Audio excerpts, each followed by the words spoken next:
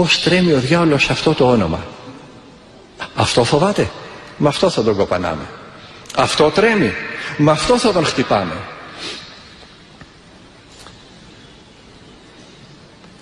Γιατί είναι φοβερή αυτή η προσευχή? Είπαμε, ονομάζεις τον Ιησού Κύριο και μετά λες ελέησόν με.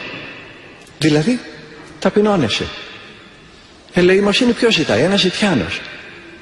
Γίνεσαι ζητιάνος, ταπεινώνεσαι, τον σκότωσες τον διάβολο. Η ταπείνωση είναι το αντίθετό του. Αυτός γιατί έγινε διάβολος? Δεν πόρνεψε, δεν έχει σώμα να πορνέψει, δεν σκότωσε.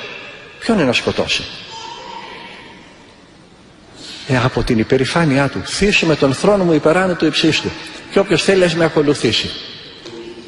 Και για να μας δείξει ο Χριστός τώρα τον αντίθετο δρόμο που πρέπει να ακολουθήσουμε για να σωθούμε, έκλεινε ουρανούς και κατέβηκε, ταπείνωσε εαυτόν γενόμενος άνθρωπος,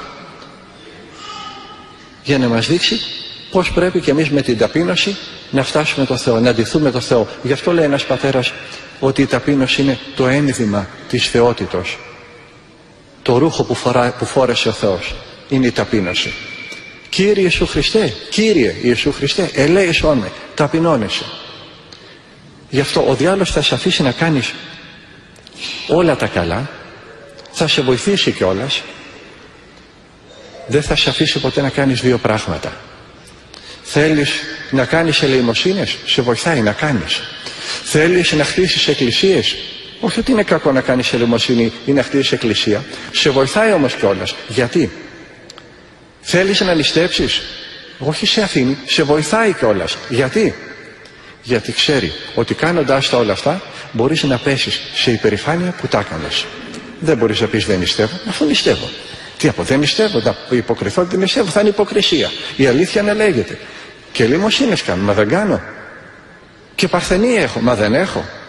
Και ο διάολος έχει παρθενία. Όχι μόνο σε αφήνει ο διάβολος να κάνεις όλα αυτά τα καλά, αλλά σε βοηθάει κιόλας για να σε ρίξει μετά στην υπερηφάνεια.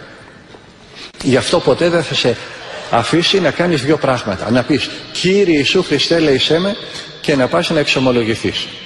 Γιατί και από τα δυο γεννιέται η ταπείνωση. Γι' αυτό δεν μπορούμε να σωθούμε έξω από την Εκκλησία.